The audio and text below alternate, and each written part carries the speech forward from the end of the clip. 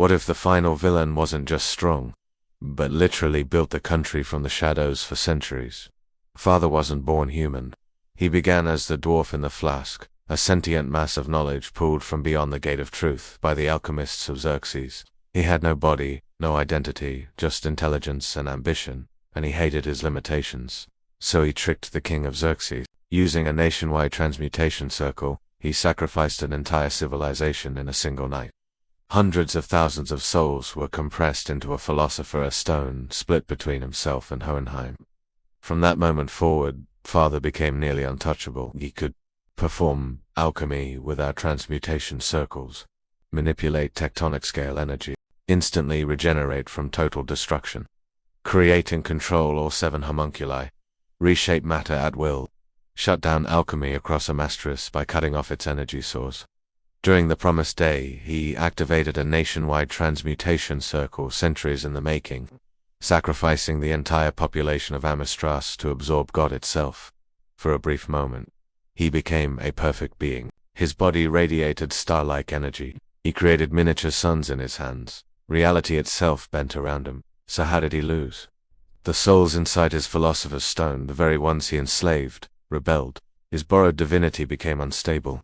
His artificial perfection collapsed. In truth, the cosmic embodiment of balance dragged him back through the gate. The being who tried to surpass humanity was destroyed by his own emptiness. But Father wasn't alone in his ambition.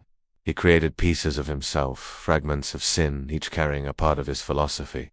And the first of them was the most unsettling. The scariest homunculus wasn't loud. He was a child holding his mother's hand. Pride, secretly, Salim Bradley, was the first homunculus Father ever created. Unlike the others, Pride didn't rely on physical strength. His true body was living shadow, a sentient mass that spreads across surfaces and attacks from every direction at once.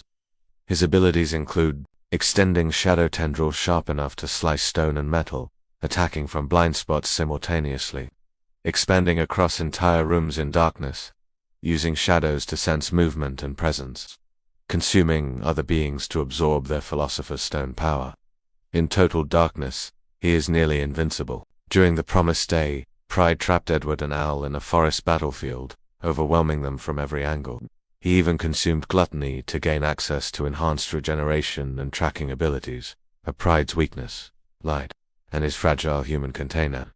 When his body was damaged and he was forced into a smaller vessel, his power drastically weakened. The embodiment of arrogance, reduced to an ordinary child.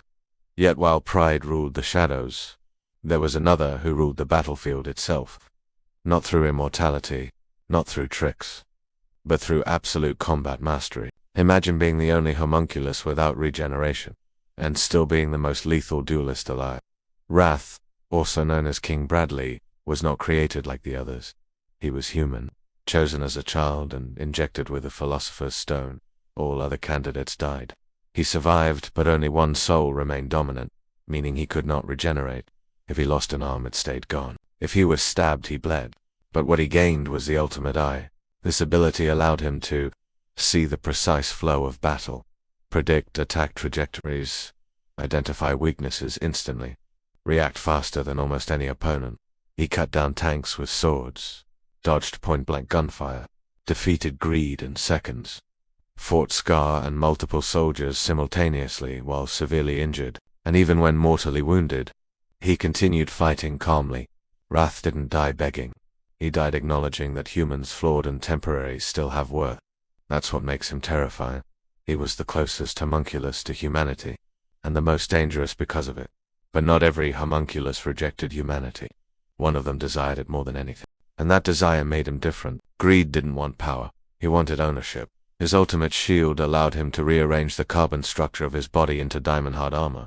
This wasn't simple hardening. It was molecular restructuring. Harden his entire body into near-indestructible black armor. Selectively harden limbs mid-combat withstand tank-level explosions. Block blades that cut steel. Originally selfish and independent, Greed broke away from Father and formed his own gang. After being destroyed once, he was reborn inside Ling Yao. Greedling became far more dangerous. By hardening only parts of his body at key moments, he maintained mobility and offense, while preserving defense. He adapted, he grew, and in the final battle, Greed willingly allowed himself to be absorbed by Father, corrupting Father's carbon structure from the inside and weakening him. The embodiment of greed chose to give everything away.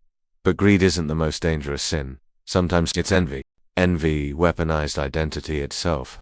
His shape-shifting ability allowed perfect impersonation, voice, mannerisms, even scent. He sparked a Ishvalan war by impersonating a soldier, manipulated leaders into conflict, infiltrated enemy groups effortlessly, turned allies against each other. His true form was a massive beast composed of writhing faces, each representing a soul within his philosopher's stone. Physically he had immense strength, high durability, regeneration from nigh total destruction, but emotionally he was fragile.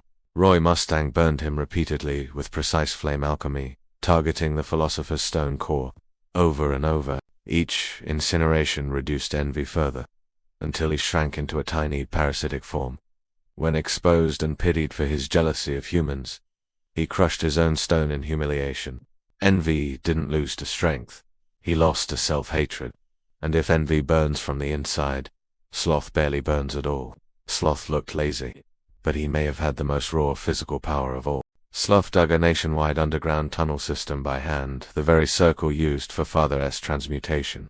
His abilities: colossal strength, extreme durability, explosive sprinting speed that creates shockwaves, massive body mass that absorbs punishment. When he charges, the impact feels like a freight train. But Sloth hates exertion. He complains constantly, and that mental weakness matters. Facing Alex and Olivier Armstrong, his regeneration couldn't keep up with coordinated teamwork and relentless pressure.